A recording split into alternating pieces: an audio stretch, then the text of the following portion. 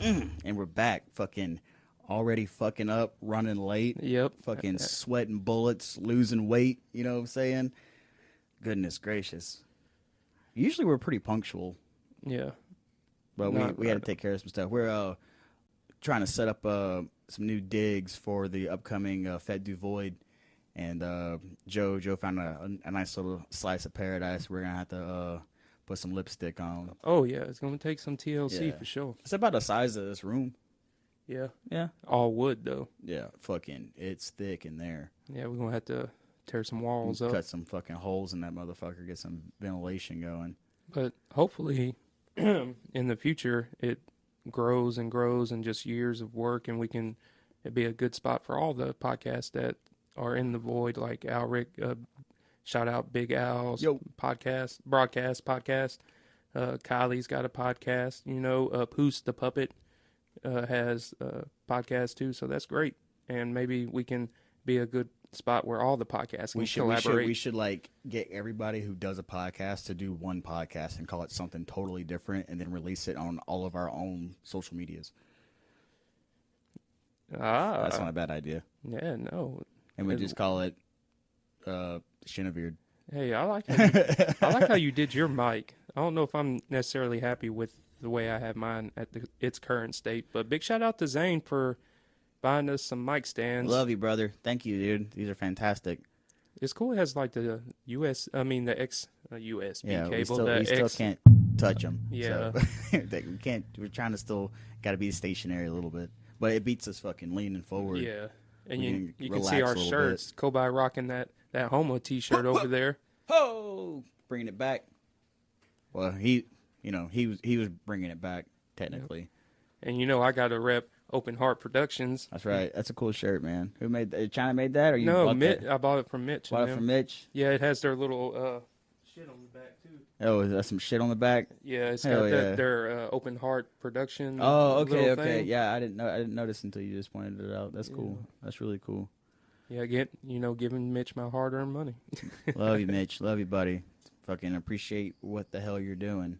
And coming up on this episode, we got a guy. Yes, we got a guy that's like in there from like the trenches themselves of the Bogman and of the deep abyss from the madness. Yep. So that's coming up. Me and Joe are gonna shoot the shit real quick. Try to save some. Well, I say we'd save some energy, but we're losing electrolytes because we're drinking beer and sweating. So it's on summertime. Actually, I don't even think it's like officially summer yet. I don't think like summer really hits until like July or some shit. I know one thing though, the mosquitoes are definitely terrible right now. Oh yeah, I fucked up wearing shorts, dude.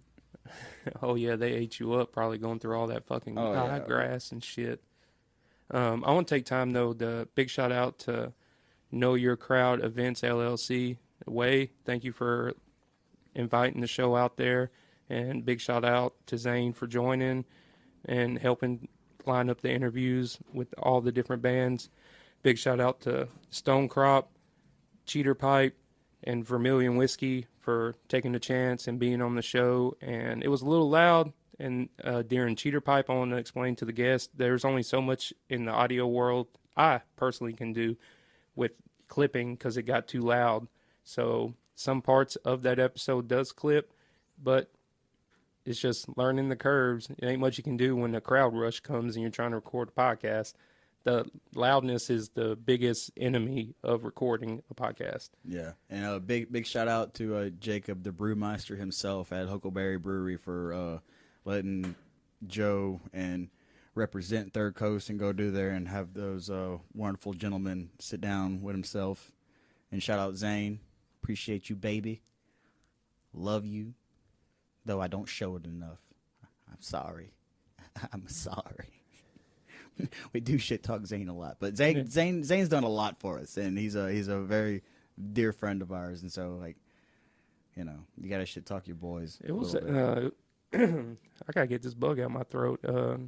Seeing Zane perform was really cool.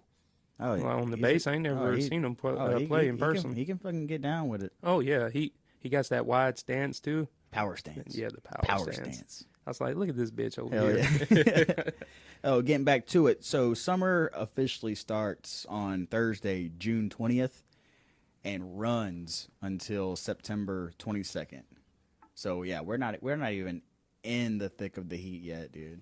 The humidity is what's real bad. It's so fuck. If we wasn't recording like video right now, I'd pop a top, dude. You know. I mean, you might want. We could release it as OnlyFans. exclusive material. We've been talking about that OnlyFans for 4 years now. We should do a naked podcast, just one. Oh, coming up, there are some things that I recently found out. Shout out Doc Scott, one of my officers on my boat, very beloved brother of mine. So I thought he was fucking with me whenever he brought this to my attention, but apparently, allegedly, that there are like micro taste buds on your nutsack that you can like taste like bitter things. So coming up soon, I will be dunking my boys in like a jar of soy sauce and pickle juice to see if it's real or myth.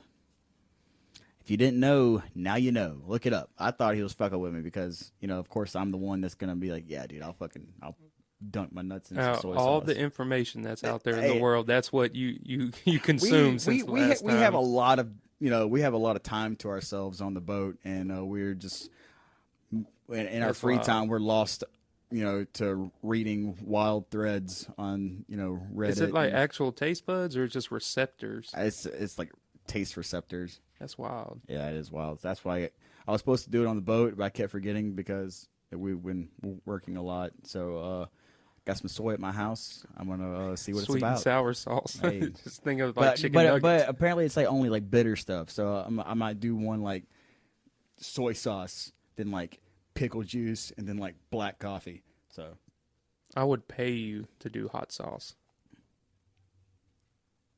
I mean, I would. I don't. Jacoby, look, in the crowd would be fucking, yeah, get it, Jacoby. Fucking do it. Don't them. And then as soon as I do it, I'm like, yeah, you're a fucking dumbass. I don't know. We'll see. We'll see. That's so weird. That's weird. Yeah, but you know, interesting. The more you know, you know. So I don't know. I find it interesting. So I'll be like the little guinea pig. I don't give a shit. I like that. Yeah. It's a great mentality to have. Yeah. I mean, there's no sense of being bashful anymore. If you're going to, you know, I've already been known as like a wild card anyway. You just got to keep living up to what people expect. Yeah. I guess I kind of did that to myself, you know. Oh, let me tell you. So, me and Jacoby Saturday went up to Huckleberry. Watched the fights. Big shout out to Dustin Poirier, you know. Big repping Louisiana at the highest level in UFC, so that's OG retiring, allegedly. My biggest takeaway of that fight is if old dude would, you know, of course he's a high skilled wrestler, but yeah, that's like if they went Khabib's striking, fucking protege. They went striking, he would have beat him. Well, yeah, well, as like, you know, a competitive fighter, he's gonna find his weakness, and you know, if he has, you know, maybe like equal strengths of ground and pound and standing up, you know, yeah, he's gonna take it to the floor, you know, hug it out.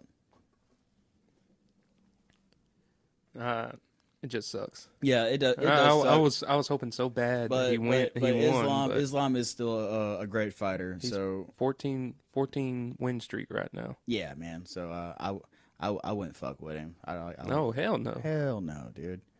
But like, have you seen me? Those guys, like the guys, like which weight class is it? Where they weigh like 180 or 185? Is that welter or bant? Like, oh, I would be lying. That's a correct question. question. Whatever fucking weight class it is that they weigh 185 makes me look like shit.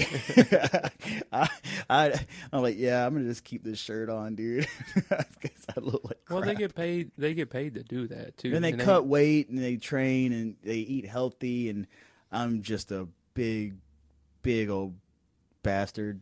I have been taking more vitamins. I've been taking lots of supplements, and I've been feeling pretty good. You know. Shit, yeah. Since we're talking about MMA champions, big shout out to David the Boss Bosnick and Darian out there in Sinlaw. holding some AKA gold belts around their waist right now. That's right. So, yeah. It's nice, though, to see you, you know. Yeah, man, I'm back. Yeah. This fucking douche flute's killing me. But, I'm back. I just got in. I'll be here for another 3.5 weeks, baby. Oh, yeah, shit, yeah. So, you just got back. Just got back, and I went on a bender. We had a hell of a weekend. Had some great time, saw some great friends. Big shout out to our long-lost brother, Chad. He's having twins, and we're all going to celebrate by getting snipped. So, yep, that's our celebration idea. We're going to get snipped, then, probably barbecue and drink when we're not supposed to. But, yeah. Yeah, it's crazy that time moves that fast. But, for people who, I'm just saying, there's nothing wrong with tying it up or cauterizing, whatever procedure they do whenever, the whole V-sec. I don't know exactly which. I think they cut and tie them. They're like tubes, I would assume. Know. I think they might. I don't know. They we have to do some research. They may do it. We don't know what the fuck we're talking about half the time. But yeah, if you can do. If you don't want to, fucking just stay safe, my friend. Fucking you better stay safe, my friend. Definitely. That's why mine's more. I already have 4 kids. So yeah. Mine's more relevant than you know. Yeah. And Chad's very relevant too. So he has 4. He called up to me. If you catch up to me, vasectomy is in the topic of discussion. I'm like so scared to have sex, dude. I don't trust myself. I don't trust my body. I don't trust her body. I feel like it's a trap. So I just try to not even think about it until that time comes. And the day she will rue the day. I'll be a liberated free man. But until then, yeah, no sex for Kobi because I can't trust myself. So let's change the subject. It's I don't give a shit. Fuck it. I'm back on the podcast, dude. I already talked about balls, anyway. Yeah, fuck it. So it's already getting that It's deep. hotter than a summer bitch in here. Shit. Fuck. Let your hair down. Yeah, I ain't got Feels no hair. good. I brought Joe some shampoo I found in Mexico, and it's for like I don't know what it is. You got some cookies too. Those are fantastic. Show that to the camera. Making all this fucking noise. What is it? Canalitas. So they're like. If you like the cinnamon graham crackers, that's like what it is, but they're more crispy than our graham crackers. I fucking love them. I think they're fantastic. Did you see Mexico elected their first female president? Oh, well, hot dog. Yeah. So wow. Congrats to her. I did not see that, dude. I told myself to remember her name, but I forgot it. But y'all can go see that shit. It's everywhere right now. Is she like a beautiful, independent woman? Yeah. Well, to be in Mexico, that's a real big achievement. Yeah. I'm just glad we got out of there because apparently like election time in Mexico is kind of like sketchy. Yeah, it's so probably chaos. Yeah, get the fuck out of there. So yeah, I'm back. I'm back in the boot for now. Best place to be. Yeah, shipyard's a motherfucker. If you're a maritime worker or you work at shipyards in the summertime in Louisiana, bless you because Joe knows what's up with the heat in his line of work. I know y'all suffer a fucking lot too, and the heat's no joke. Definitely stay fucking hydrated. Take a break. Fucking. I feel like I'm in my safety meeting right now. Don't fucking kill yourself or fucking anybody. Fuck that company. Yeah, exactly. Health, I feel your fucking them. health is number one, and you're making money for them anyway. So without you, they don't get shit. So take care of yourself because they ain't gonna take care of you. There's so many jobs in America right now. You'll be fine. Or you might find a worse job than you had before. Right. But still, fuck the man. Yeah, I'm trying to keep what I got because, I don't want to come back to a different life. I don't blame you. I got bills to pay. I gotta get my balls cut off. What did you say? A maritime worker? Yeah, maritime is just. I like that proper ass shit. Proper. I'll just call you a seaman. I am an able seaman, able-bodied seaman. But I tend to tell people I'm a able seafarer because it doesn't sound as gay. So my bad.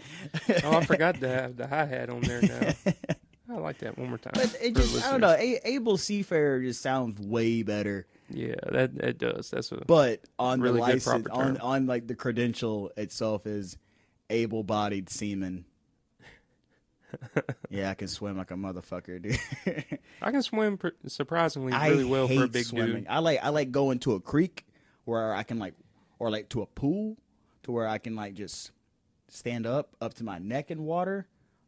I don't fuck with open water shit, dude. No, because you can get pulled in what they call rip currents. Yeah. That can come out of nowhere and suck you 30, 40... somebody that, shout out Johnson, someone from Allen. That's why...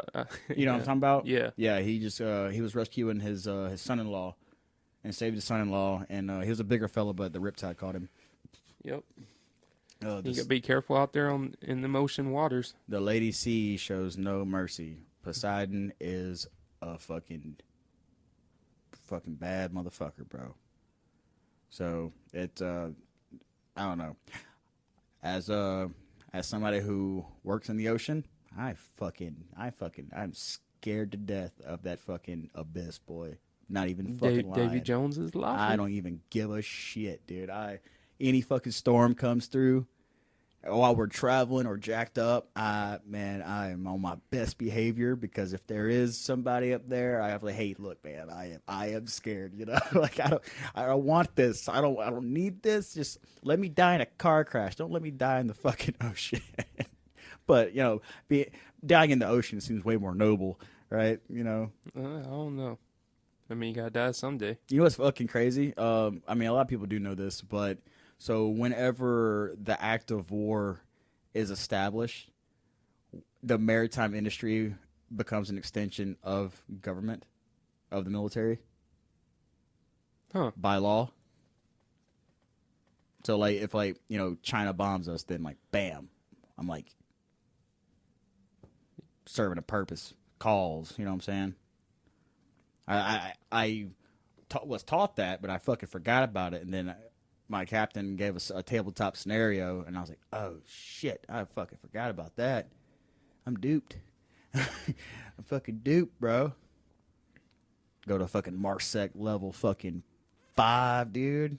Goddamn, can't leave. I got some questions to ask you off air. Okay.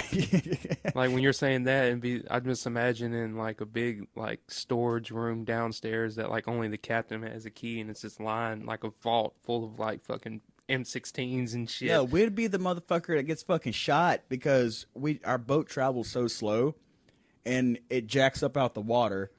300-foot fucking legs. You can see it for fucking miles. What the fuck is that? Hit that motherfucker, because that looks like something, that could be a threat. Yeah, so it would be one of the first ones to fucking get nailed out there. It's what the fuck is that? Get that thing, Because most people don't know what the fuck a lift boat is anyway. Yeah, and we're on one of the largest ones out of Gulf of Mexico. So yeah, Captain said that too, and I was like, oh yeah, perspective's a motherfucker.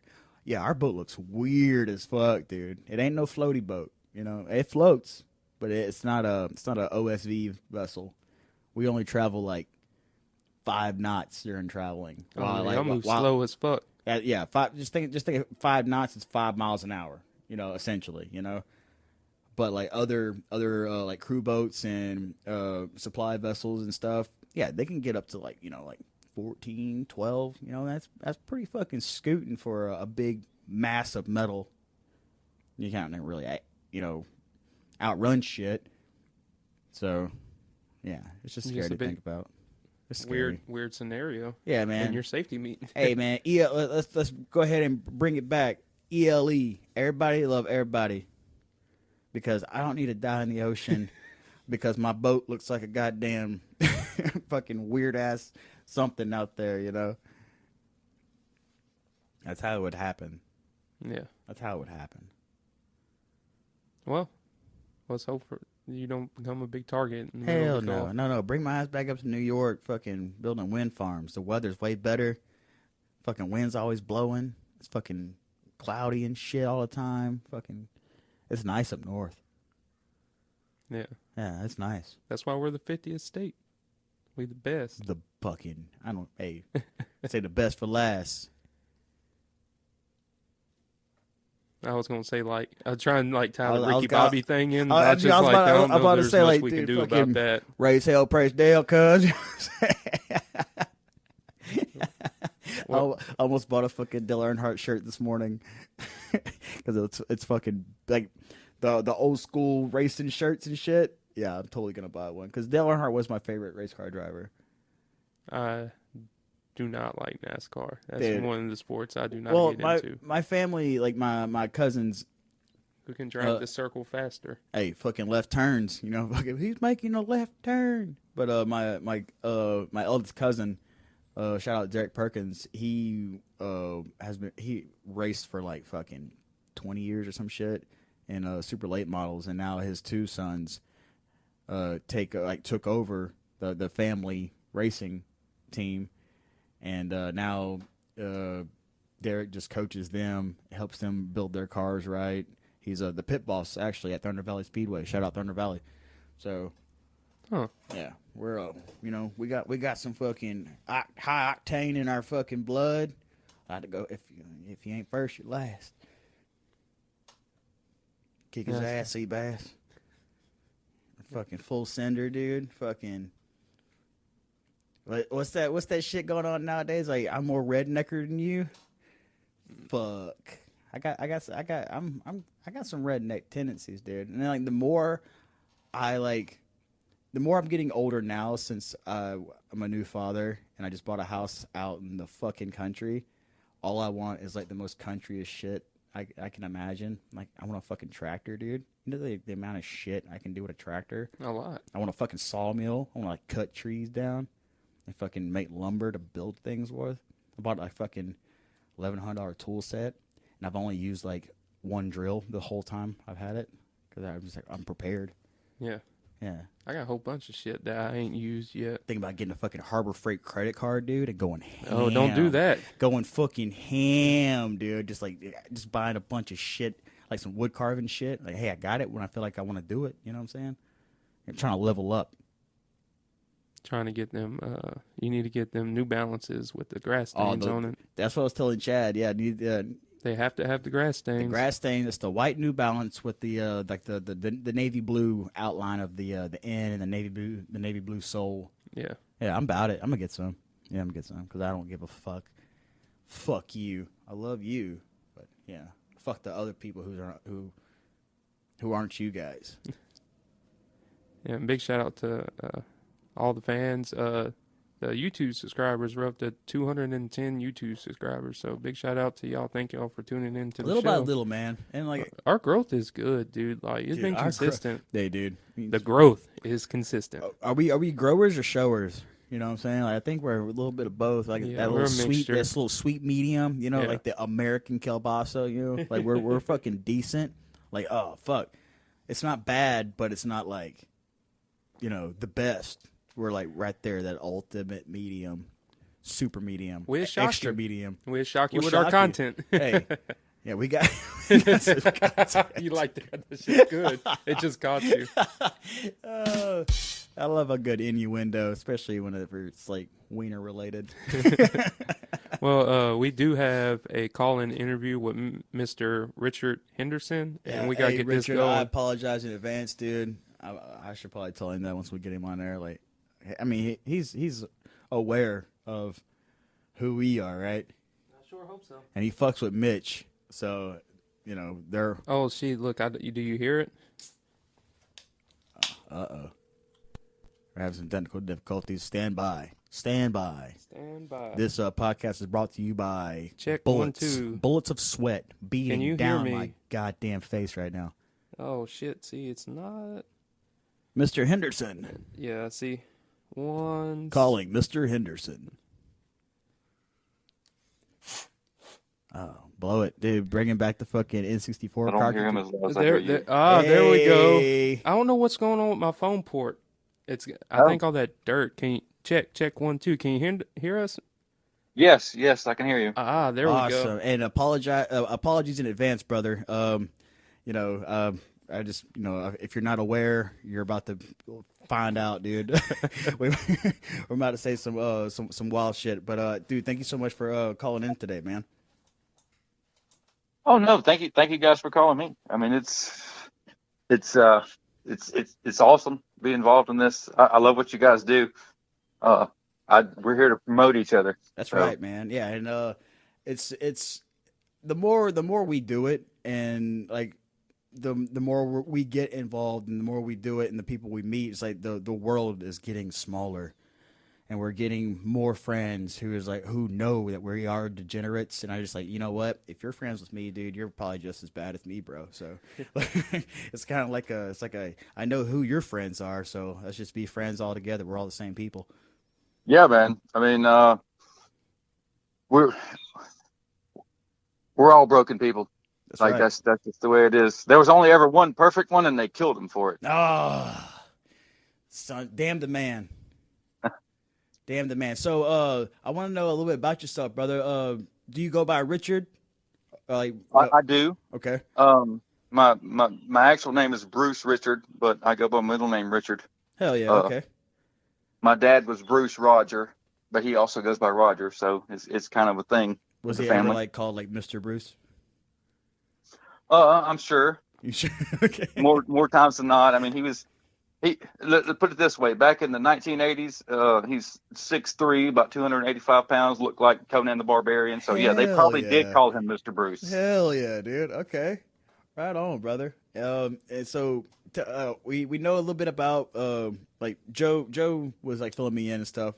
Your work you got going on with our beloved friend Mitch over there and stuff. But let me talk to me about your organization you got going on. With You open talking heart. With With open Open heart. Heart? yeah. Yeah. Man, I am like the adopted child in Open Heart because Mitch and Daniel and Kyle and all those guys have so much more experience with this kind of stuff. They just got me involved, with the art department. Just I knew I'd met Mitch through the Rednecks for Hire thing he was doing in the past, and then he asked me because when they were doing that, I had showed him some of the costume stuff I had done for fun for Halloween and stuff, and he just had reached out to me when they were getting ready to do Bogman, and asked me to make some props and stuff because he already had like a costume that was going to be made from some other company or something, and then when it got closer to production, uh, some things fell through, so it was like, okay. How do you feel about helping me put together a costume? So he ordered some stuff and we had to put it together last minute, um, which turned out to be a ghillie suit and then some fur he had and some other like 8 parts. And I had a coworker who had a Bigfoot That's some costume. random stuff. So 8 parts. Yeah, I had a coworker who had a Bigfoot costume, but this guy was 5'5" and our actor was like almost 7 foot tall. So I had to incorporate some of that short man Bigfoot costume into the Bogman thing. So that's kind of what we came up with. That's why the Bogman looked the way he did. Was it hard to find somebody like? Was y'all looking for like the tallest person you could find? Was Oh, it? they already had the guy lined up. He worked with them at the TV station and stuff Oh, okay. locally. Yeah. Right on, man. And you're from North Louisiana as well, right? Yes, sir. West Monroe, born and raised. What? I lived in North Carolina for about 10 years, but I moved back in 2017. Hell yeah, man. I used to live off of Arkansas, right there by the river, man. Yeah, that's your old stomping grounds A up little there, bit. I Kobo. only lived there for like a year, and that's where like I met Mitch and some other really great people and stuff. There's uh, I, I I can't say I'm from there, but the people I met, I'm glad that I did get a chance to live there. Though I did get robbed and was forced to move home. But that's a Oh, wow. I digress. Shit happens. Yeah.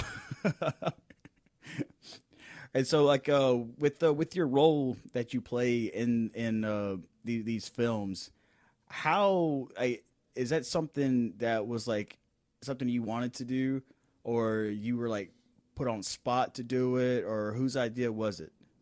Oh, it was Mitch's idea. Okay, of course. From what I've been told, there was another actor that was set up for that role because Mitch had already kind of thought about that person to be cast, and his schedule didn't line up. So he just asked me around the same time that we were going to throw this costume together, asked me how I felt about playing character Clark in the movie. I was like, it's not something I ever thought was in my wheelhouse, but yeah, sure. Right on, yeah. It was like, well, this guy's kind of he smokes a little pot. He's a big beer drinker and he likes karaoke. I was like, I've been all those guys at one point in my life, so yeah, I think I can do that. Redneck handyman. I mean, that's kind of what I grew up doing. So, But you've never done any acting on film for anything like that, right? I've never done any acting, period. So like whenever, I mean, other than quoting movies and stuff as a kid, yeah, of course, yeah. But like whenever it first started with the Bogman, and you know, it started becoming, your lines are coming up and stuff. Like I'm because we don't know, I'm just asking questions as like I would ask you in person, but is like how many takes is it that y'all had to do before you nail a line? Are y'all like going like line for line? Is it improv? Like what, are y'all going basically just script, or is there some improv in there? Is there some wiggle room? Well, there's basically a script, Okay. but obviously even the seasoned actors, there's some nerves and stuff before you get into stuff. But Daniel and Mitch, they just they're just like, you got this, relax, and they tell you, kind of how the scenario plays out. And they're like, if you feel like ad-libbing, if it fits like with the character stuff, just do it. Hell yeah. And then a lot of times that just worked out, but most of it was on script stuff. Hell yeah. And that was all Mitch, like, Mitch writing the script and stuff. And when I first got involved, I was just amazed at the organization. Like, this stuff was scheduled out. Like, this guy talked to all these actors and this crew stuff and got all this stuff scheduled for these days and this stuff. And it was just like, so like I am a mechanic by trade. So if I have an instruction manual in front of me, I can make anything happen. That's right. Hell yeah, dude.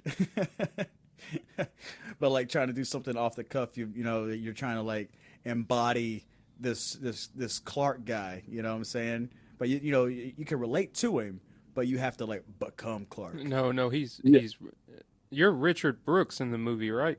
No, I'm Clark. You're Clark and Richard Brooks. Oh, okay.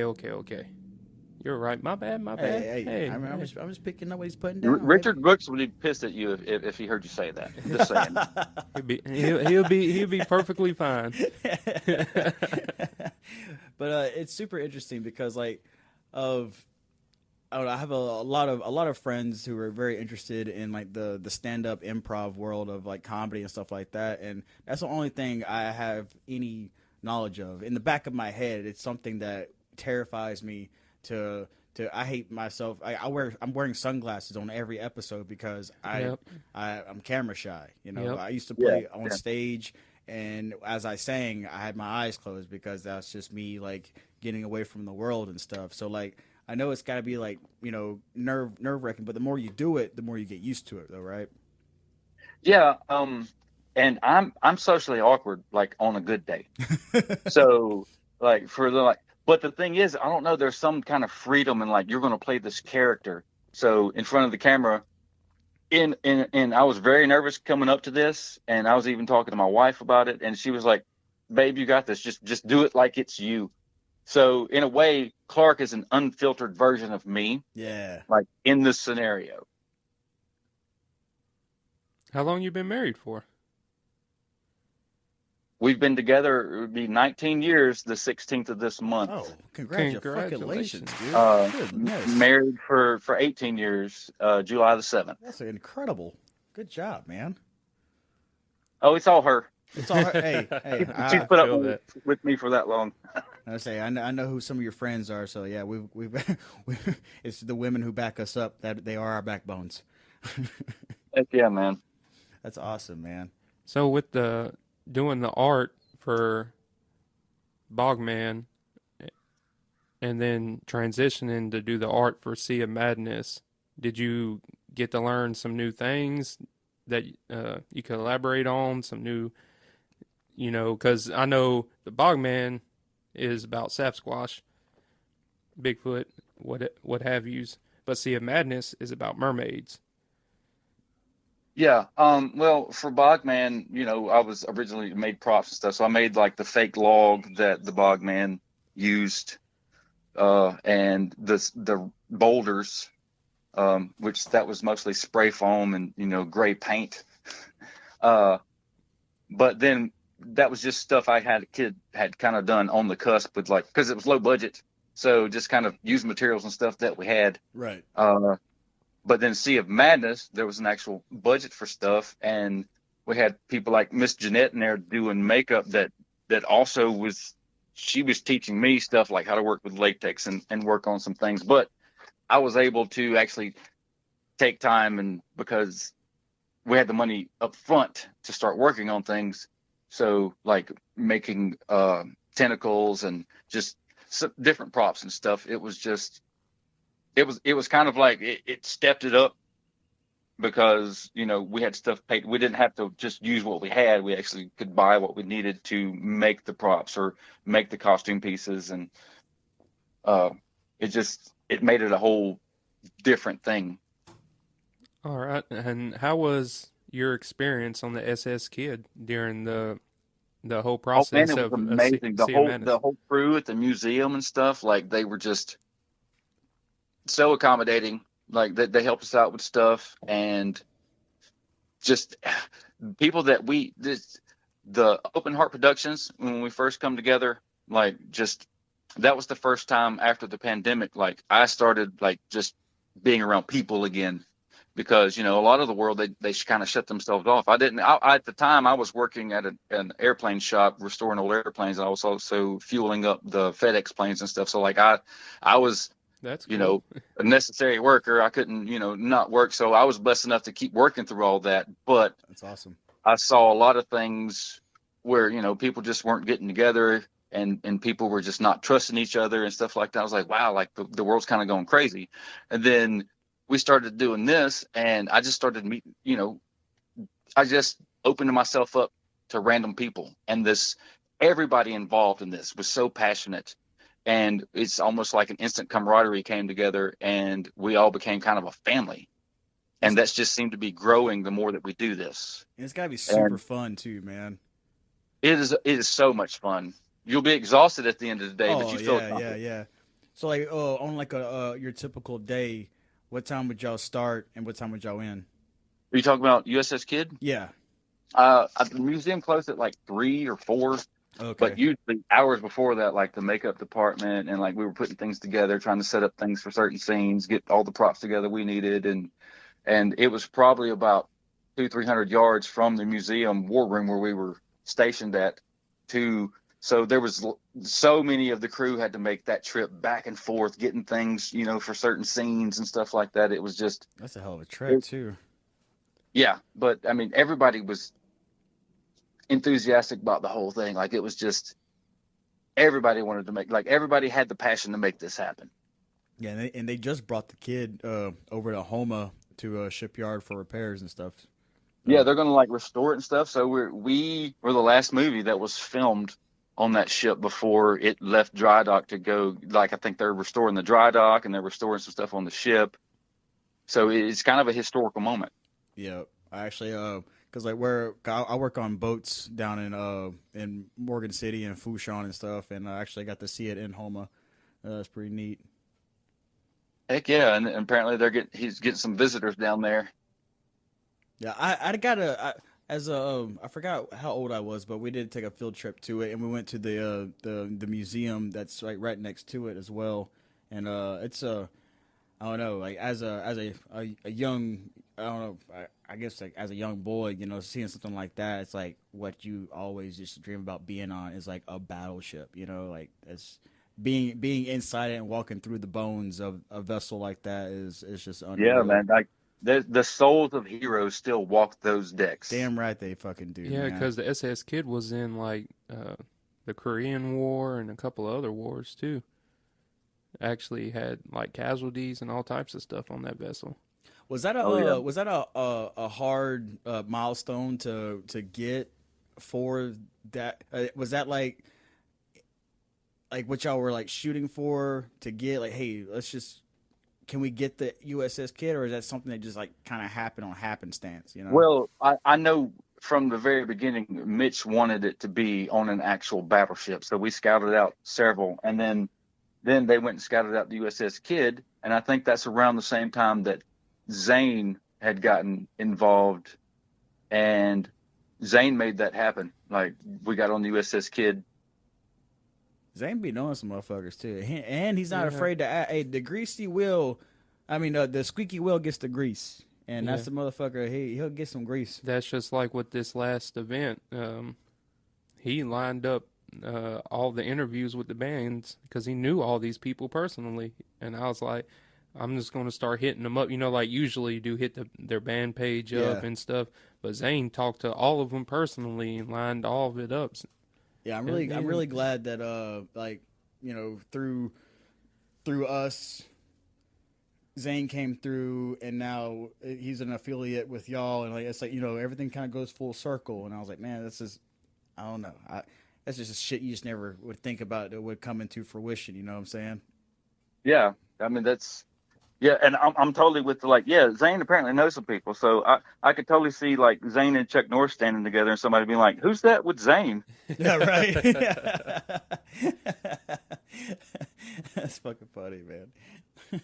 So I haven't Joe speaks to Mitch more than I could because I work so fucking much on I'm gone in the ocean and stuff like that. So I'll be bothering everybody. What's in the works next? Is there something in the works next? The Bog Anthology, which will be 3 short films, and The Rake, which is one of the we filmed. I believe it was in March. Yeah, we went up to Arkansas to Keith Crabtree's monster camp out, and he's the original monster from The Legend of Boggy Creek 1972 movie. Fuck yeah! What? He's got a cameo in the movie, and we filmed it at the actual cabin that is like the main family's house from The Legend of Boggy Creek. Damn. Is that anywhere close to Crossett? It's Fouke, Arkansas. Very near Texarkana. Okay. Because I remember whenever I moved to Monroe, there was and it was a bunch of drunken nights and a bunch of debauchery. And someone who lived in Monroe was like telling me about, about Crossett, Arkansas, right? The Ghost Light, on the railroad tracks. Yeah, and we ventured out one night, and I think I seen it at a distance, and I was fucking, why am I here? Why am I looking for something, that I can't explain and shit? And it's just I don't know. I'm glad you know about it because a lot of people that down this way they don't know.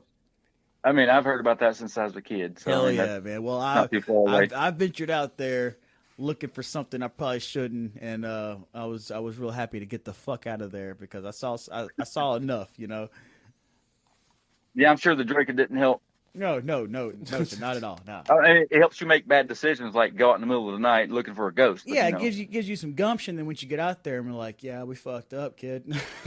Confidence you might not need to have at this moment. That's 100%, man, 100%.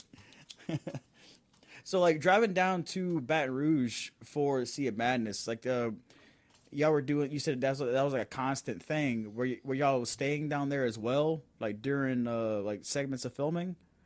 Oh yeah. Well, the first week we stayed down there, they had what they called the war room, which was in the museum, which we got to sleep during the day since we were filming from 3 or 4 o'clock in the afternoon until 8, 9, sometimes 10 in the morning, I think.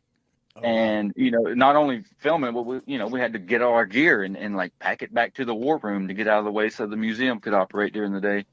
So I mean, it was work. That's awesome that y'all were allowed to do that though, and that saves a lot of money with hotel arrangements and Airbnb arrangements. I think it was included in the bill they paid just for us to film on the ship, which I think they used some of those funds to help restore the ship, which I mean, it was like a win-win. That's fantastic, man. Wow.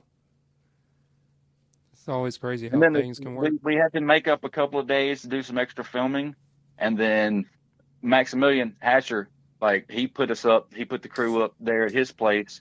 He even gave me his own little workshop to do my art stuff in, which he apparently dabbles in himself because he had some props and stuff, which some of those we used in the movie too, like the torso and stuff. Which when you guys see the movie, you'll know what I'm saying. But yeah, man, it's unreal experience. Like, and every time I work with these guys, it's just like things just keep happening that they're just like, this is divine intervention, man. Like this is what we need to do because it works so well. And you're with the right people too. Like it that makes all of the difference. Like the connections that everyone has and the effort they put in. The passion. The passion to make shit work. Oh, Mitch got the passion. Dude. He's always, ever since I met him, like I was like a really good acquaintance with Mitch. You know, I never any bad blood. We're always friends of friends. You know, and we were always around each other. And I was like, fuck, man, that guy's involved with he's always involved with something. You know. Well, Mitch is my heterosexual life mate. That's my best right. friend. Hey, baby, that dude is an amazing talent and one of the most like. You can have a disagreement with him, but you don't have to have a disagreement about it. Like that's the like he may disagree with you, but he's not going to be rude to you about it. Yeah, no. At the same time, let's just talk. Let's talk it out. He will listen to anybody's opinion, even if it's just like out there. He's like, okay, yeah, I hear you. Because I met him like fuck. It's been almost like 15 years ago.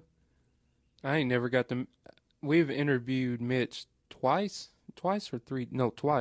and I ain't never got to meet Mitch in person yet. He's a good old boy. He's a busy man too. He's all over the place. Yeah. I know he works at the local TV station and stuff, and he's a DJ, local rock station, and you know he's doing this movie stuff, and he's busy, you know, family man and stuff. Just he's all over the place. I don't know how he keeps it all together. He keeps it organized somehow. A good company to be with, man. Yeah, because like I met him whenever everybody was like jamming around, playing in bands and stuff. 2009, 2010. Because I lived up north for like it was like maybe a year, and then I got in a fuck ton of trouble and had to tuck tail and come home and shit. But luckily, he was one of the guys that I befriended, and I'm very fortunate for that. I could totally see that. I agree with that. Yeah. He was one of the guys that he would talk to you. So because you know how some people are when they play music, they don't want to talk to you. It's either ego or they just don't want to fucking talk to you. No, Mitch will fucking talk to you. He's like let's fucking thug. Let's hang out. Let's talk about something. Let's fucking let's have a beer. And Mitch will be providing, the Mitch Laing Band will be providing music at the end Michelin. At the end of the show. Hell yeah. That's fantastic, man. But brother. Those guys are so talented, man. It's just the music stuff blows me away, especially when they put it in the movie stuff. It's definitely. Man, he's I don't know, I've always been jealous of him because he's got the fingers for it. He's got the ways built in it. It just comes naturally. It's his nature, man. I know. He's just one of those motherfuckers. I'm like, damn it, dude. I don't know. I'm envious. I am jealous. But he's one of the ones that he just makes it look so fucking effortless. And with the good attitude and a good head and like a good knowledge behind it. Just he's like I say, he's a good old boy. Fucking shout out, Mitch, motherfucker. Heck yeah, man. So when y'all were last minute with the Bogman suit. Y'all had to throw some stuff together. You're throwing all this art supply stuff together with little money, but to see the film come to fruition and see your art on the big screen and see the draw that your art produced, how does that make you feel personally?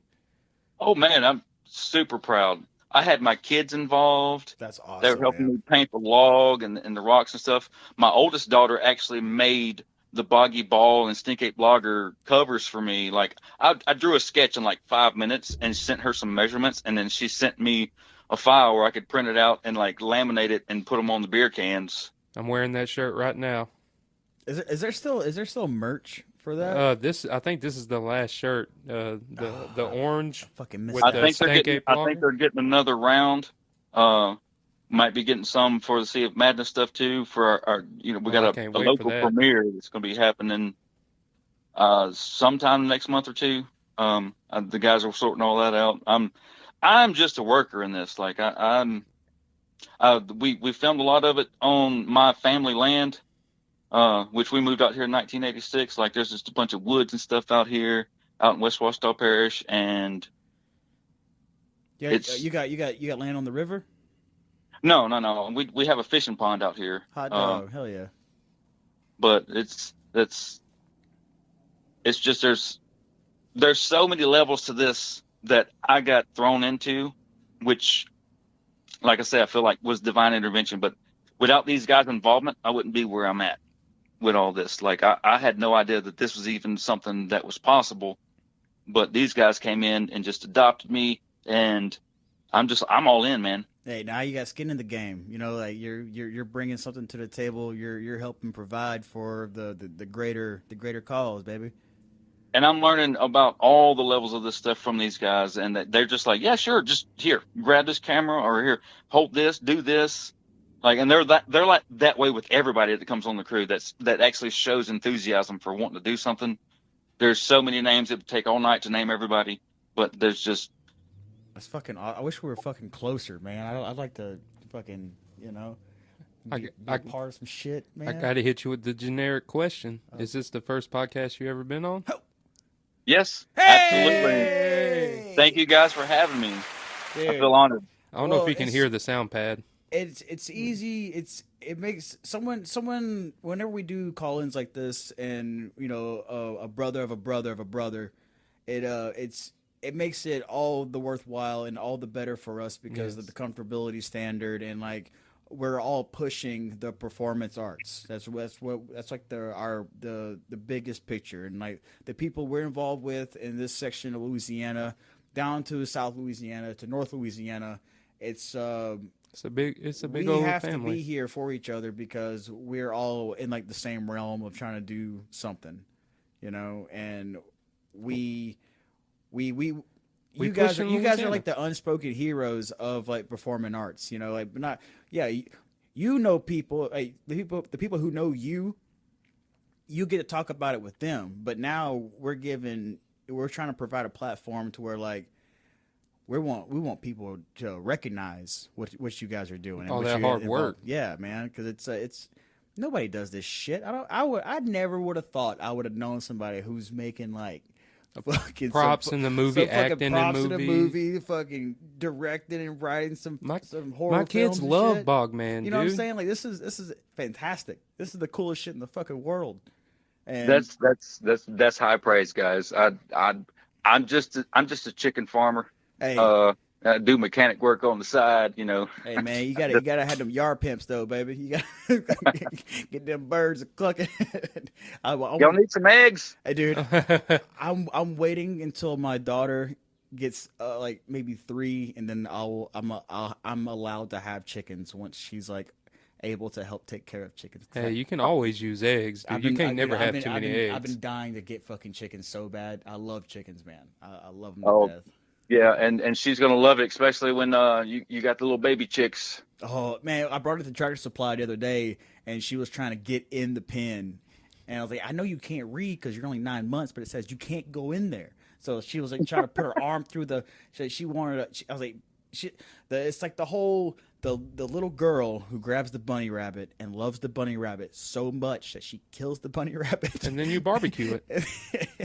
I know she's got a grip on her. If she grabs one of those chicks, I'll have to pay for that bird because she's gonna murder that fucking bird. Mm. Poor thing. She's just a little shy. She itty bitty, but she's strong. But dude, thank you for letting us have your ear and your knowledge, man. And we would like to have you call in again, like any fucking time, really. Thank you, guys. That's awesome. I just thank you for helping promote what we're doing, and I love what you guys are doing. Just anytime you guys want to talk, hit me up. Right on, brother. And And anybody that you guys work with that, you know, we're just looking for interesting people to talk to and talk about what they are involved with, who they are, and why they do it. And that's, you know, that's like the best thing you can ask somebody is about themselves. Yeah, man, that's freaking awesome. So, like, brother, like, thank you, man. Love you, and I really appreciate you, man. Love you guys too. Apparently, I got a storm blowing in. Oh fuck yeah, the weather's been janky in Louisiana recently. It'll come through and hail. Yeah, it's been hailing like a motherfucker, dude. Joe's yard is fucked right now. Oh, dude, it's the so grass wet. is high and it's muddy as hell. I got the Grand Canyon in front of my house, Catfish Lane, which is kind of our little private road coming into the property. It's like it won't stop raining. For the love of God, stop raining! But you know, I can't keep up with the tractor because I can't. Sideways like rain. graded, it's like it washes out before it's even packed in again. Yeah, we can't even like mow our yards because they're so saturated right now. If you try to do anything, you're just like stepping in water. And yeah, the grass is so fucking. It's just ridiculous. Welcome to Louisiana. That's right. Hopefully we'll have a good year of I don't want to bring it up, but we all know it's true. Fucking hurricane. So I hope we're gonna be okay this year because I sure as shit can't fucking afford it. Yeah, I hear you. Which used to never be a problem up here as far north as we live. Right. But back during Hurricane Laura, I had like 4 pine trees from my property go on my neighbor's horse fence, which I was liable for going and cutting that stuff up and getting it off their fence and fixing their fence and stuff. Oh, so well, good on you, man. Like that's. Oh yeah, Laura was the bad one. Well, that's what it went straight west. It just like hugged the fucking west of East Texas and West Louisiana and went fucking straight up. Is that when we went and stayed with Ice Chest that one time in Opelousas? This is whenever I quit being a butcher and lost my job. Oh yeah, this was Opelousas time. In a month, and I changed my life. I had to quit smoking weed reluctantly, and got a fucking career now. Fuck, I got a 401k. Like I'm a big boy now. Fucking goddamn Hurricane Laura. Fuck me. But I just know that we were out without power for about 10 days, and that was also the week I had left my airplane restoration job and started working at Carco, working on cars and stuff. And it was surprising because we never have that kind of trouble up here during a hurricane. But you know, we had actually I think a lot of like electric guys from down south come up from Entergy and stuff to help, you know, restore everything. We had so many trees over on power lines and stuff like that. It was the whole area was just. Yeah, if you go down to Lake Charles and Sulphur area right now, and go on some of those high-rise bridges, you can just still see the blue tarps. Blue tarps for blocks, miles. Like people oh yeah, I remember. I had some friends that were in the construction and stuff that were down there in Lake Charles and stuff working soon after, and it was just everything was destroyed. Yeah, all of our woods, a lot of Kasatchee. It's these forests. They just have so much old trees down now that you're not gonna. It's gonna be fucked up for generations. It's a sad. It's really sad. And then we're supposed to have one of the worst hurricane seasons ever this year. Well, allegedly. Fuck those. Don't listen to them because they can't tell you what's going to happen tomorrow. They've been wrong about the rain for several days now. So I was about to say, fuck those meteorologists, dude. We're better at predicting weather than the people who get paid to do it. Like lick the finger, put it in the air. Yeah. Or look at the radar, because apparently they don't pay attention to that. Look at your dude. That's like one thing out on the boats. So you can get this app on your phone for Android or iPhone. It's called Windy. We use the same app. I mean, we use the same program. It's one of like 4 or 5 that we use on the boat to see like current, wind flow, barometric pressure, and all that. And also, if you got a barometer, dude, you can learn so much about a high pressure and low pressure. You're gonna know what's about to happen. You ain't gotta rely on a 7-day forecast because it's gonna change up in a couple of minutes. You know what I'm saying? Yeah. Well, at the moment, I'm seeing lightning, and there's probably about 30 to 40 mile an hour gusts happening. So, oh, brother. All right, we're man. about to get something here. Yeah. Well, best. Hope everything's going all right for you, and thank you again for calling in, dude. Yes. Thank you so much. No, thank you guys. This is awesome. Been an awesome experience. I never thought I'd be here in my life at this point, but hey, it's the roads we take to it makes us better people. You got to keep going. Never stop. Amen. That's awesome. All right, brother. You're awesome. Thank you so much. You take care. Love you guys. Love you Love too. you too. Bye. That was an experience. Hell yeah. It's always nice to meet someone super fucking nice, man. And like that's like some of like the same camaraderie that, I said, like I was never like I had met Mitch on several occasions, and he was always like a really nice guy. But the people, you're gonna surround yourself with a common man or woman that has something that's you can relate to, and that's what this is what we're doing. This is Third Coast Podcast. We're fucking meeting motherfuckers, dude, and we're bringing them to you. And if y'all don't know by now, check us out on all major streaming platforms: Instagram, Facebook, TikTok, YouTube, Spotify, Pandora, XM Radio, Pocket Cast, Public Radio, and make sure to check out our fucking website. God damn it. Fuck off. Go look at www.thirdcoastpodcast.com. Just Google third. Spell out the word Third Coast Podcast. Yeah, just click on it. It makes a difference if you just click on it. You can watch our current YouTube video on the main page and see our upcoming events. You can see all the you can learn a little bit about some of the people that are recurring guests. Learn about us. Then you can go to another page and listen to every episode we've ever put out. And then you can go to the TCP playlist and stream all the artists. We're still, I think we're at 148. We're working our way down. And also, we fucked up and left an email on there. You can contact us. Yeah, you can tell us ideas. Yeah, you Third Coast Podcast. You can tell us how good we we are, or how bad we are. Just send us an comment. Email. Yeah, if you send something bad, we might delete it, but at least you commented it. Nah, dude, if you say something bad, we're definitely gonna put you on fucking blast, because that's any publicity is good publicity. I guess. Hey, I fuck with it, dude. Dude, fuck the haters. We're here for you, motherfuckers. Yeah. It's been good though. That was a good chat. I like how you liking the new mic stands. I know it's a little different. Mine's fucking Eiffel Tower. I'm surprised it fucking fell off. I'm usually, kind of impartial to like bulbous black things, but you gotta take what you're working with, right? You better enjoy that bitch. Shout out to Chuck. Charles. Make sure that y'all go to www.fetthevoid.com and buy tickets to Fet this year. Yep, early bird is sold out, but they're having like another 2 more releases before the final general admission. Yeah, make sure y'all go watch buy the tickets. dates for that on Instagram and Facebook and their actual website. You can come see us there. We'll be there bothering people like we do every year. Always. We're fun to talk to. We share beers. Shit, yeah.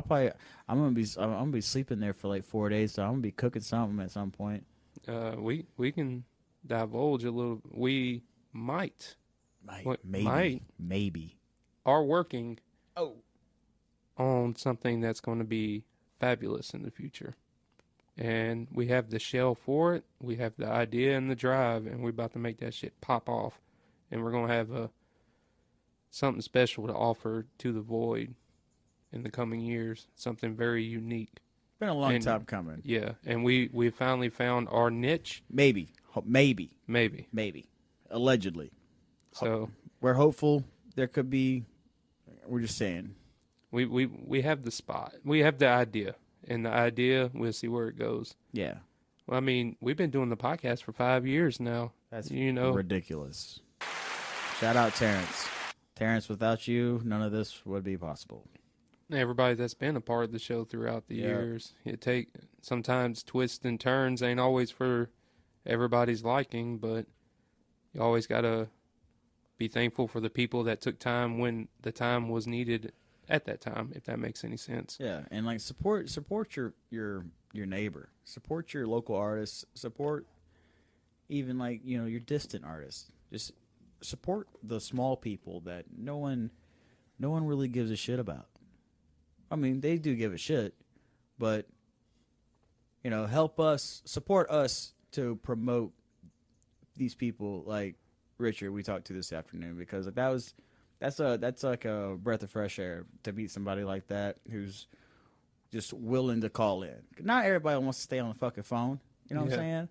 I sure as shit don't want to stay on the phone, but I do it for a good cause if I were asked to do it. But no one gives a shit about podcasts, right? Hey, I don't know. Zane sent me some about monetizing, like making money. Yeah, that, like, dude. people, if we would have started, we could have started putting ads in these fucking episodes 5 years ago, and we would have some fucking money. Yeah, we don't got shit. We don't have. Fucking you want to hear some fucked up shit? I can tell you on the show. We're still giving away free merch, but if you want to buy a hat, hit me up. Or no, we sell shirts too. Like we don't give away shirts. Oh, well, we still give away something. Yeah, we need to reload our merch. We got bracelets, a few of those. Hardly any stickers left. Well, we're coming back for FET. We're gonna have some shit, some good shit. Better, bigger, faster, stronger. I like that. I wouldn't say cheaper, because like fuck, everything's so fucking expensive. Yeah, everything's high. Have you seen the price of meat, dude? It's extensive. The price of everything's extensive. Dude, every time I come home and I go grocery shopping, I am so sad to buy beef. I'm so sad to buy everything. Dude, it's so. Dude, you see these? You seen them kids in there? Yeah, see how fucking big they are? Fucking massive. Gigantor in there. Fucking huge kids you got. They eat more than I do, literally. Well, at least we know they're fucking healthy. I cannot deny them. They fucking eat good. They eat really well. They eat better fucking than us when we were fucking kids. Oh, yeah. Straight the fuck up. But you want to get in some words of wisdom and get an artist of the week? Yes, sir. You want to go first? You want me to go first? You go first. My words of wisdom is always jump on an opportunity. Oh. No matter what you have to do to make that happen, lose sleep, lose, food, like you got to choose food over gas or some shit. Just always make a attempt to go out your way and make that shit happen, because opportunities only come around once sometimes, and sometimes you just got to jump on that shit and do it no matter what. That's my words of wisdom. I'm gonna say just keep grinding. Yeah, I'm gonna say an oldie but a goodie. It's kind of relative to what you just said. Take care of yourself. Just like I mentioned earlier about like working for a multi-million-dollar company or working as a bartender. You are the most important. You are the most important. It's your head on your pillow at the end of the fucking day. No, it doesn't matter if you're single or if you have a spouse, girlfriend, fiance, wife. They share a different anxiety. Everybody has their own thoughts, their own worries. But it's up to you to take care of yourself. Because if you're in a bad spot, you can't help someone else. You got to help yourself first before you can help someone else. Love yourself before you can love anyone else. That's powerful. Powerful. And that's hard to hear. A lot of people don't want to hear that. They don't want to hear that you got to love yourself first. Well, people are in a constant state of fucking denial about themselves. They recognize it every day when they wake up and look in the mirror. Like, fuck, I fucking do it. I'm like, damn, you could do so much better. And I still like fucking up. But, that's just like the chapter we live in. It's up to you to write a new path, the better foot forward. It's your choice. Yeah, you can keep fucking up. Fuck it, fucking send it, dude. Fucking let's fuck up together. But you should do better. And because why not? But don't be afraid to let your hair down too, because that's what I'm saying. Let's fuck up. Let's fuck up together. Yeah, yeah. But you gotta take care of yourself before you can try to take care of somebody else. I feel that. Yeah. Oh, I want to bring up though. So before we get into the artist of the week, when I left the Void the other night, I rode a Swin bike, right? Oh yeah, all the way yeah, back. apparently you ate shit. Oh, dude, I hit a mud hole and I lost control. You know, there's a lot of concrete and asphalt between here and there, right? Oh man, I fell right in the mud hole too. But you know what the sad part about it? As I was falling, I grabbed the Circle K bag with my chips and that candy bar, and You I went to threw Circle it. K too? No, I went when we went. I had it left over. And I got those shitty fucking Yeah, Doritos. those shitty Doritos. That was like it was like mango habanero or something. It was like the worst fucking Doritos I ever had in my life. They were bad. Oh god, I threw that back. I threw it away. I don't blame you. Shout out Charlie. I don't know if Miss Kennedy was part of it. That dude fucking. I fell asleep in my car. He came and brought me a biscuit from the Y, and I woke up to have a biscuit to drive home to, and a bottle of water. I love that dude, man. Love you, Chuck. Like, thank you for everything, buddy. Yeah, I told him. He said, "Man, Kobi's out." I was like, "Yeah, but he's in a safe spot." I said, "I'm about to dip too." It's like 4 a.m. I was thugging talking. It's so easy to get lost in time when you talk to people at the Void and being around like all these long lost friends that you ain't seen in months. So time slips away so fast. So it's like 4 a.m. It's. And I told him, I was like, "Yeah, I gotta go. I'm about to." He said, "You about to walk?" I said, "Yeah, you know my tradition, man. Just stay here." I was like, "Nah, man. I like to, I just walk home and then take a quick shower." It's not that. It's like. What's it? It's maybe 2 miles. Yeah, at most. Yeah. But I took that bike, dude. I hit a water hole, and I hit like a branch or something in it, dude, and it was over with. I wiped out. You know you can still get in trouble, like, if you're drunk riding a bike, right? Oh. Yeah. Well. Be careful with that. That was tough. Well, at least I survived. At least you survived. I told my dad that story. He said, "What the fuck is wrong with you?" I said, "You gotta live when you can live." I said, "I'm only gonna be this young so long." Hey, we're still burnt, dude. Like I said, we better ourselves as gentlemen and fathers and providers. Yeah. I mean, fuck, we're allowed to fuck up here and there, man. You gotta live.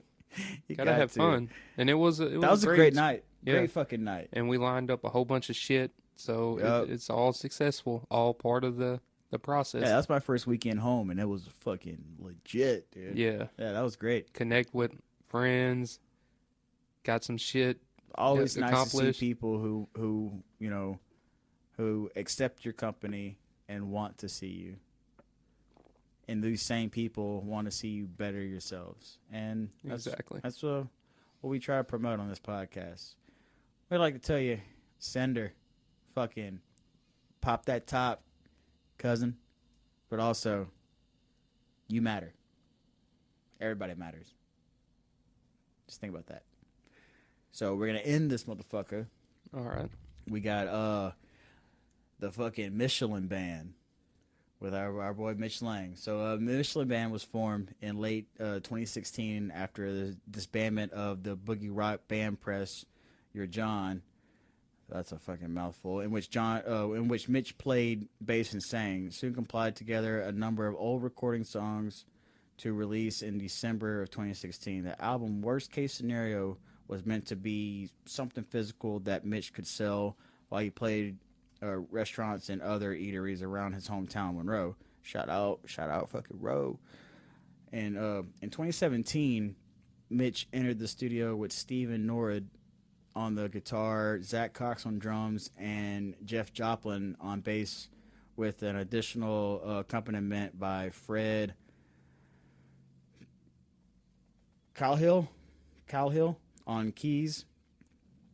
This album would become the Mitch Laing Band Justice album.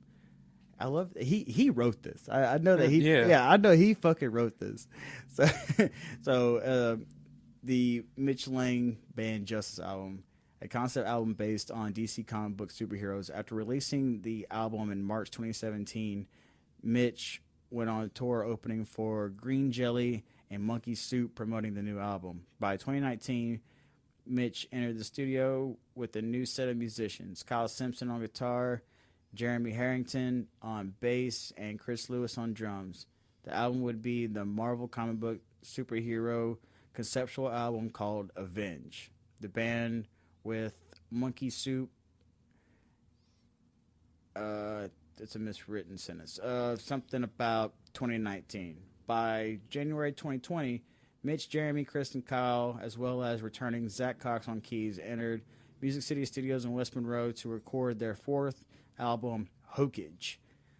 Another conceptual based off of the popular anime Naruto. Yeah, that's the CD. The band was planning to do an extensive tour opening for Green Jelly, but soon had to cancel due to a worldwide pandemic in 2020. We all know what that is. Fucking COVID. The C word. The C word. C word. During the time of the pandemic, in which now is to be 2021, Mitch, along with Jeremy Harrington and Chris Lewis, began recording what would be the band's fifth album, Stash. Zach Cox returned on keys, and guitarist from Green Jelly and former guitarist Stephen Nord laid down most of the leads for the album. In summer of 2021, the Mitch Laing Band and in summer of 2021, the Mitch Laing Band embarked on the Open Heart Records tour with Helga Fever and Stuck on 45. The fall of 2023, Mitch entered the studio with producer Donnie Griffin to record the band's sixth album, Built Different. That's pretty cool. The album is completed and is in the process of being mixed and should be released by the end of 2024. So, and y'all be hearing the song covered off of Stash. Is the band? What's the band's name? It's the Mitch Laing Band. Okay, because like. The opening words is like the Michelin Band. That's why I kept saying the Michelin Band. It's like, the Mitch which Laing is Band. not a bad. It's not a bad. It's the Michelin Band. But no, the Mitch Laing Band. The Mitch Laing Band. Yes. Fuck yeah, dude! Shout out fucking Mitch. So, which song were we gonna play?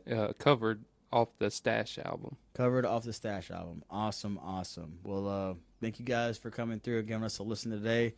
Again, shout out Richard for giving us a holla, man. Appreciate you, baby. And you guys stay safe out there. The fucking world's getting crazy. Yep. It's election year, so we don't know what the fuck's about to happen. But we love y'all. Thank y'all for tuning in every week, and make sure to check us out on all major streaming platforms.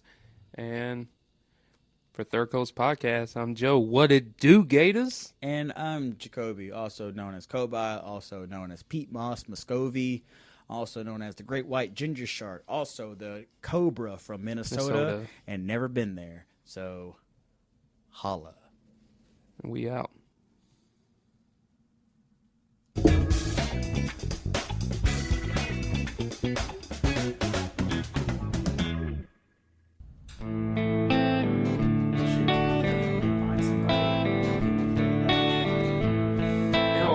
Like a we do a live podcast on a